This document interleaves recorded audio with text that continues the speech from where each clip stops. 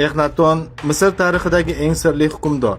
Uning g'ayrioddiy bosh shakli, yagona xudoga sig'inishi va yulduzlarga qiziqishi uni yerlik emas, balki boshqa sayyoralik sifatida ko'rsatmoqda. Exnatonning bosh suyagi boshqa firavnlardan keskin farq qiladi. Cho'zilgan va notabiiy. Ba'zilar bu genetik kasallik desa, ayrimlar buni begona kelib chiqish alomati deb hisoblaydi.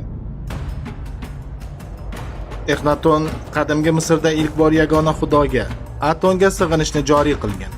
Bu qadimgi an'anaviy ko'p xudolik e'tiqodiga qarshi chiqish edi. Juda radikal va sirli qaror. Ba'zi nazariyachilar Exnaton Marsdan kelgan maxluq yoki gibrid bo'lishi mumkinligini aytishadi. Uning Mars sayyorasiga o'xshash ramzlar bilan aloqasi bu taxminni yanada kuchaytirgan. Exnaton davriga oid devor rasmlarida quyoshga o'xshagan qizil sfera va yulduzlar tasvirlangan. Tadqiqotchilar bu Mars sayyorasining timsoli bo'lishi mumkin deb hisoblashadi. Exnatonning farzandlari ham noodatiy bosh shakliga ega bo'lgan. Ayniqsa Tutanxamon. U ham begona genetik meros egasimi? Exnatonning qabri uzoq vaqt topilmadi. Keyin topilgan maqbara esa juda sirli edi. U yerda kutilganidek jasad yo'q edi.